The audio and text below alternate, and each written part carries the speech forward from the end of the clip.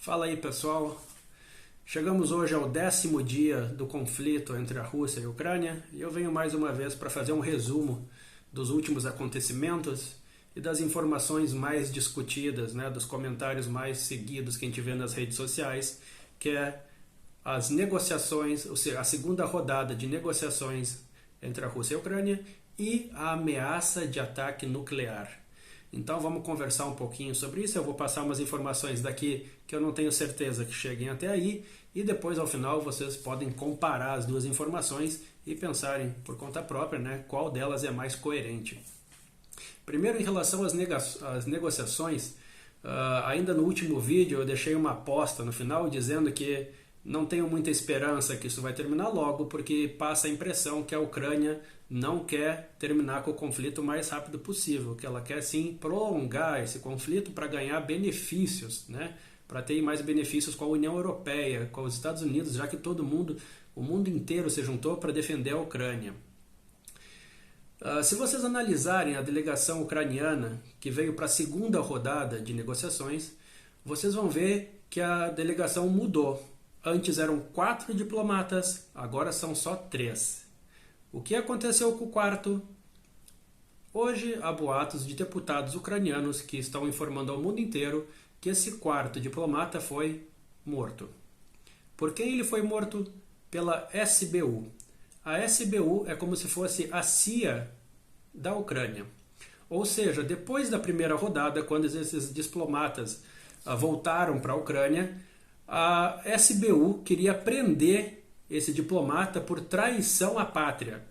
Provavelmente ele disse alguma coisa durante as negociações, que não agradou o governo ucraniano e ele foi preso, mas durante a prisão há boatos que ele não se rendeu, que ele tentou fugir e acabou sendo morto. Olha que estranho, Para um país que vem há 8 anos sendo acusado de genocídio, de matar o seu povo, agora um diplomata foi morto pela própria inteligência da Ucrânia. Tudo bem, passamos por isso, vamos analisar as negociações. Como vocês sabem, as negociações deviam acontecer dia 2 de março. Dia 2 de março a delegação russa estava lá esperando a delegação ucraniana para continuar as negociações. A delegação ucraniana primeiro mandou uma mensagem dizendo que ia se atrasar, que chegaria mais tarde. Depois ela passou para noite do dia 2.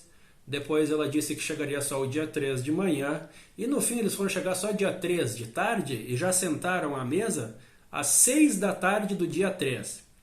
Ou seja, todo esse tempo a delegação russa estava lá esperando para tentar chegar a um acordo para terminar com os conflitos, mas a delegação ucraniana se atrasou por 1 dia e meio.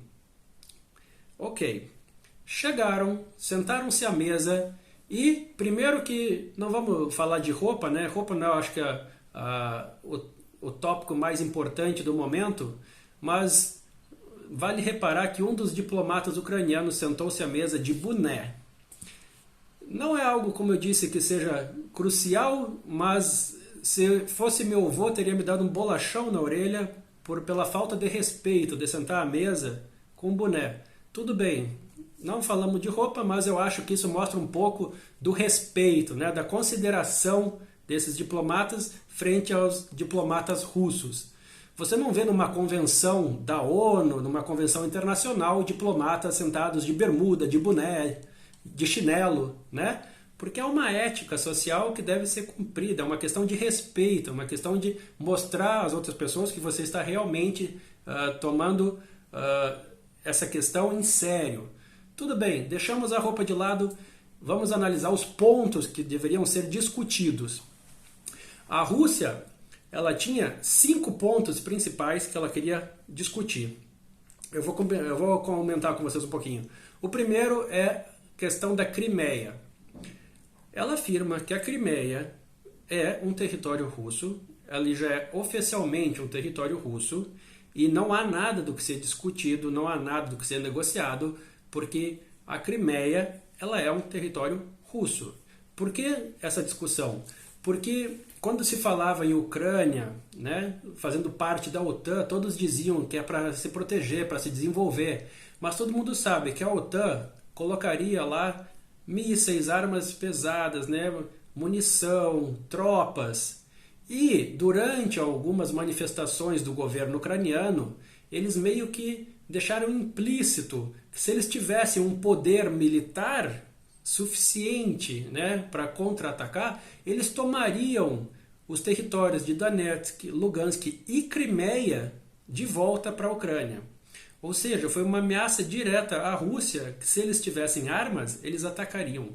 Por isso, como sempre foi dito do lado russo, esse conflito, esse ataque, ele começou justamente para evitar uma guerra ainda maior.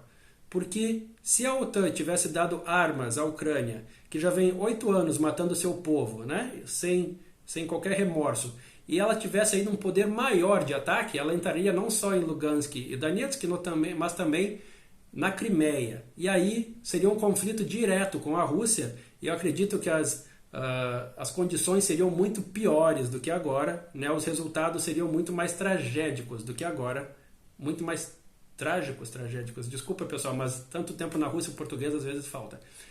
E aí a Rússia quer discutir esse ponto, que chega de conversa, a Crimeia é um território russo e não tem nada para ser discutido. Vamos ao próximo ponto. Reconhecimento das repúblicas populares. Porque foi, sim, isso que deu início a tudo, né? Quando a Rússia aceitou o pedido de defesa, aceitou o pedido de suporte a estes estados, reconhecendo a independência deles. E a grande questão é que fazem 8 anos que esses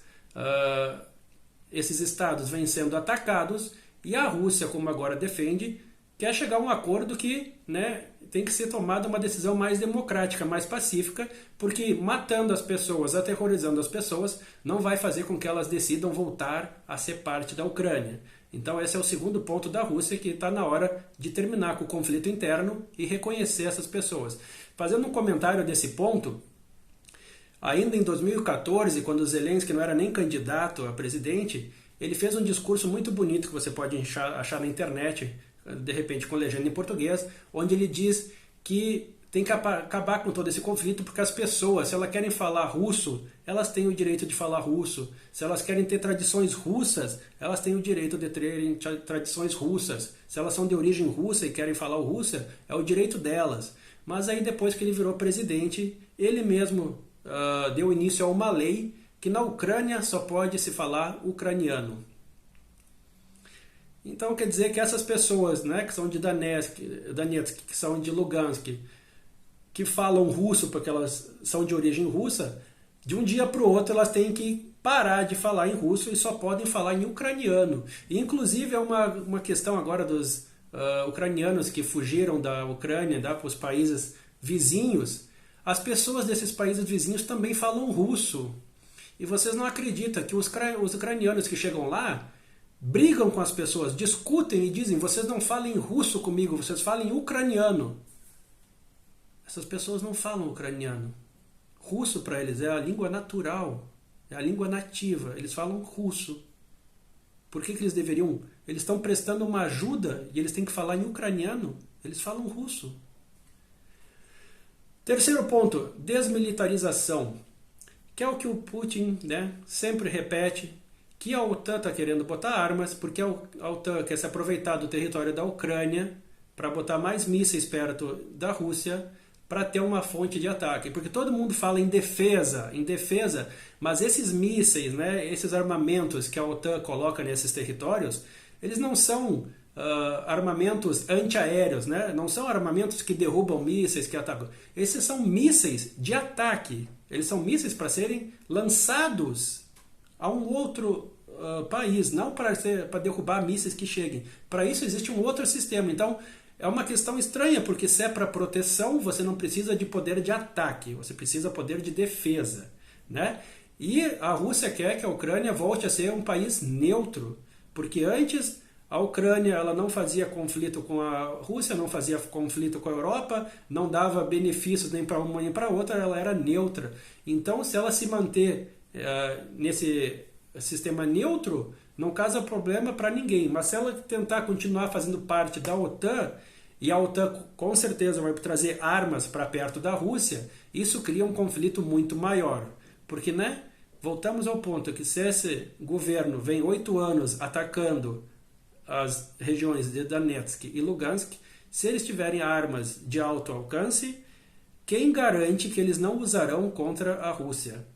Né? Pensem de uma forma, como eu sempre faço uma alegoria do Brasil, imaginem que de repente no Brasil, ao redor do Brasil, começaram a surgir mísseis e aí por algum dia, por alguma bobagem, surge uma discussão, um conflito, digamos, entre Brasil e Bolívia. E a Bolívia tem lá mísseis. Você não vai se preocupar? Você não vai começar a planejar a defesa dos possíveis mísseis que cheguem de lá? Ou melhor, simplesmente chegar a um acordo que não precisa todo esse poder de ataque, ainda mais nas fronteiras, né? Por isso a Rússia ela não está falando nada de exagerado, ela está preocupada realmente com a defesa, porque já são vários países, como eu sempre digo, com mísseis apontados para a Rússia, e aí para botar mais a Ucrânia, que cobre toda a fronteira ali com a Rússia, é realmente perigoso. Quarto ponto é um processo contra o nazismo na Ucrânia. O mesmo processo que aconteceu com a Alemanha, eles querem que a Ucrânia passe, né, para responder pelos atos de nazismo. Por que eles dizem nazismo? Por 2 pontos. Primeiro, não interessa se essas pessoas são judeus, se elas são separatistas, se elas falam russo, se elas falam alemão, se elas falam português, italiano, se elas têm tradições russas, se elas têm tradições do Cazaquistão, se elas têm tradições chinesas. Não importa se elas são católicas, se elas são evangélicas. Você não tem o direito de assassinar, de matar as pessoas que estão no seu território simplesmente porque você não está de acordo com o que elas, né, com a língua que elas falam ou com as tradições que ela tem. Então isso sim é um ponto de nazismo. Essas pessoas estão sendo atacadas simplesmente porque o governo ucraniano não concorda que elas falem russo e que elas se sintam mais próximas da Rússia. Inclusive elas nem querem fazer parte da Rússia, elas querem simplesmente serem independentes, né? Por isso assim é um fato de nazismo que a Rússia quer que a Ucrânia responda por isso. Segundo fato, eu ainda comentei em outros vídeos que no dia 9 de maio, na Rússia, sempre tem um desfile, o desfile da vitória, a marcha da vitória, é o dia que terminou a guerra, né? E na Praça Vermelha passam todas as tropas militares, os tanques, os caminhões, os aviões, os helicópteros, tudo. Mas isso não é para mostrar o poder da Rússia, isso é para fazer uma homenagem aos veteranos de guerra, àqueles que deram a sua vida para salvar, né, o país, para salvar não só a Rússia, como também a Ucrânia e os outros países vizinhos. Fora isso, tem uma marcha depois do desfile que todas as pessoas imprimem cartazes com seus antepassados. Quase toda família russa tem algum parente que foi parte disso, que perdeu na guerra, né? Então eles fazem uma marcha enorme, as pessoas imprimem cartazes com a foto dos seus parentes e todos fazem uma marcha em homenagem. E muitos carros na Rússia, você vê no vidro de trás uma frase que diz assim: Spasiba dedo za pobedu.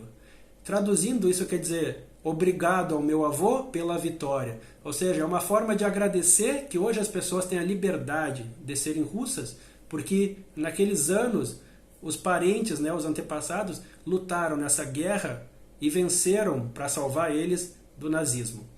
Na Ucrânia, o que vem acontecendo já há alguns anos, lá eles também celebram o dia 9 de maio, lá também tem veteranos, porque eles faziam parte da União Soviética, são o mesmo povo.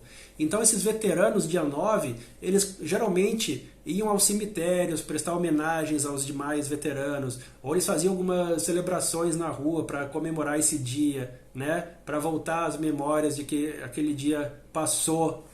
E tem uma lentinha que a gente usa, que é uma lenta laranja e a preta, se chama Georgievska. É geralmente a lenta que mostra essa homenagem, mostra esse respeito àqueles que lutaram na guerra. O que vem acontecendo na Ucrânia nos últimos anos, surgiu um grupo que chamamos de nazistas, né? Porque vamos combinar que isso é o nazismo. Esses veteranos só foram lá oferecer a sua homenagem e eles foram atacados.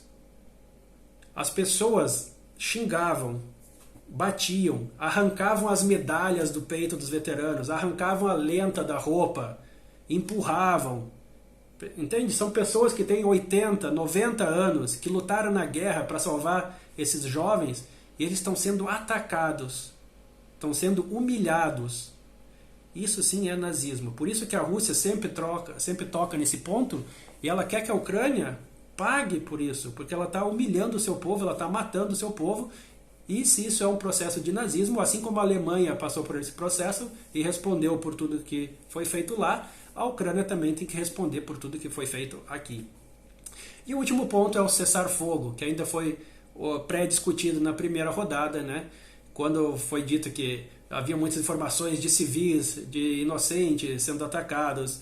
E a Rússia ofereceu, junto com a Ucrânia, eles chegaram a um consenso que é então preciso fazer um corredor humanitário para que as pessoas possam passar, sair da região onde elas se sintam atacadas, e todos que passem por esse território não devem ser atacados nem por um lado nem pelo outro.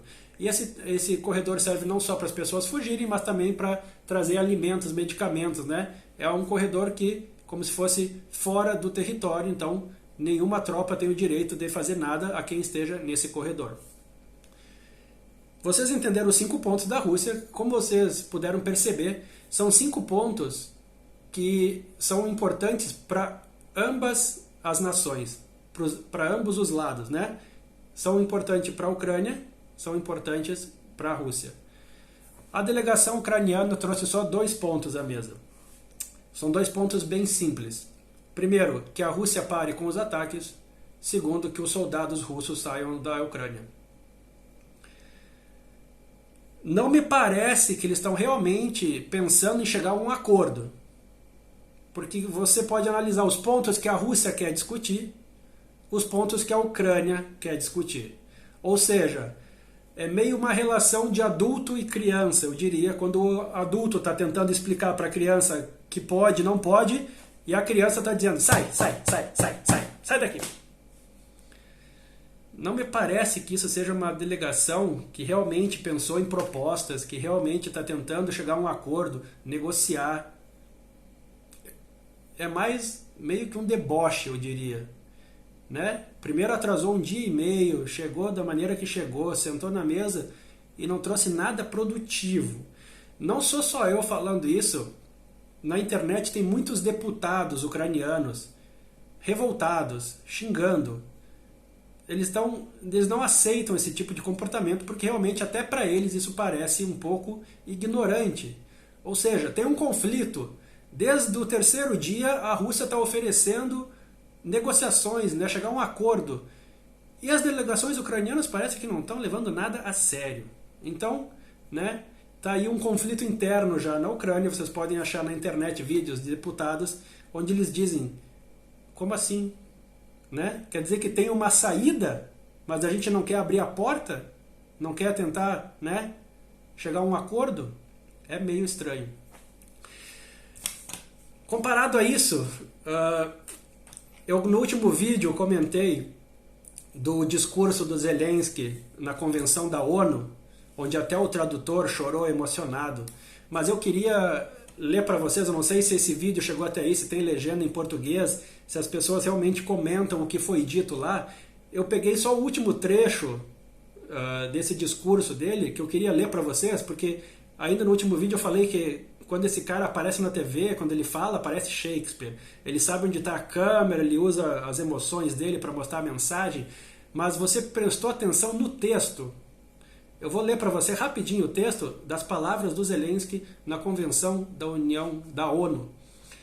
Acredito que estamos mostrando que a União Europeia será mais forte conosco. No mínimo, mostramos que somos tão bons como vocês. Provem que são, de fato, europeus. E assim, a vida vencerá a morte e a luz vencerá a escuridão. Já tem gente chamando o Putin de Darth Vader, porque nós que moramos na Rússia não sabíamos que nós fazia parte do lado negro da força, mas ainda bem que agora, né, veio aí a informação que nós fazemos parte da escuridão e a Europa tem que ajudar aí para botar uma luz nesse caminho. Cara, analisa do ponto de vista político. Ele não comentou nada sobre Donetsk e Lugansk, porque se vocês perceberam nos últimos 10 dias, ninguém comenta nada. De todas as mortes que tiveram lá, das 14 mil mortes que tiveram, dos ataques, ninguém comenta, só comenta a Rússia e a Ucrânia. Donetsk ficou para trás, assim como o Covid. Todo mundo esqueceu do Covid, todo mundo esqueceu de Donetsk e Lugansk. É só a Rússia e a Ucrânia. Ele não comentou nada sobre isso. Ele só comentou que eles estão lá defendendo, suportando. Ele não falou da morte dos ucranianos. Quer dizer, ele até pode ter comentado, mas ele esqueceu de comentar que a quantidade de mortos na Ucrânia aumentou muito mais depois que eles começaram a distribuir metralhadoras AK-47 para todos os cidadãos que queriam receber uma arma. Se você procurar na internet, você acha vídeos da multidão que juntou. São milhões de pessoas na rua esperando para receber uma metralhadora. São pessoas despreparadas, isso não são soldados, são cidadãos que querem ganhar uma arma, uma metralhadora. Não é uma arma qualquer, é uma metralhadora automática. Existe até um caso, já que provavelmente não chegou ao Brasil, um israelense foi morto enquanto tentava sair da Ucrânia. Como que ele foi morto? Ele estava indo de carro para cruzar as fronteiras e algumas dessas pessoas que tinham uma metralhadora nas mãos reconheceram ele, acharam que ele fosse da Chechênia, que ele fosse russo. Perseguiram ele de carro, fizeram ele perder o controle do carro e desceram metralhando até matar. Ele era um cidadão israelense que vivia na Ucrânia e queria sair do país, já que como ele é israelense, ele não tem a obrigação de ficar no país, ele queria simplesmente sair da fronteira. Ele foi assassinado porque essas pessoas acharam que ele era russo. Né? Fica aí um pouco do comentário de como a gente vê as coisas daqui. E segundo, que ainda mais sobre o Zelensky, eu fico aqui a dica, hoje não vou deixar aposta, vou deixar uma dica. Alguns dias atrás, eu acho que até ontem, ele fez um discurso, uma entrevista com jornalistas americanos, lá do bunker onde ele está escondido, né? Cara, primeiro que você pode olhar o vídeo 2 vezes. Olha o vídeo uma vez só, com o som, com a legenda em português, e avalia o que ele está falando. Olha a mensagem desse cara. Ele não consegue passar uma informação concreta. Ele não consegue falar nada em relação aos ataques, às mortes. Ele só faz, né, um drama. Ele aumenta o drama, ele fala... Nossa, ele se dirige com Putin como vamos falar de homem para homem. Inclusive os deputados ucranianos também chamaram de infantil. Porque, né, um presidente falando assim é um pouco estranho, cara. Você não vê isso, né? Você tem que ter, mesmo que você seja contra essa pessoa, você tem que manter um respeito, porque são 2 países, né? Você não vê o Biden chegando e dizendo porque o Putin é um desgraçado. Lá nos Estados Unidos já falam em matar o Putin, mas pelo menos quando o Biden vem a público, você não vê ele xingando a pessoa direto, chamando de tudo que é nome. Porque, né, são representantes de uma nação. Você tem que ter um cuidado com o que você fala. Então, a primeira vez você olha e só analisa, né, o que ele fala. A segunda vez você desliga o volume e presta atenção simplesmente na reação do rosto. Eu vou te dizer por quê. Existe um livro que quem estuda administração, quem estuda psicologia, né, sabe que é um livro que se chama O Corpo Fala. As pessoas, elas passam mensagens não só com a língua, com o que elas falam, mas com como elas, né, reagem. Desliga o volume e presta bem atenção na maneira que esse cara se comporta. Já tem muitos deputados ucranianos, né, muitos cidadãos ucranianos chamando ele de drogado. Porque passa a impressão que esse cara ele não está em condições mentais para estar ali, né?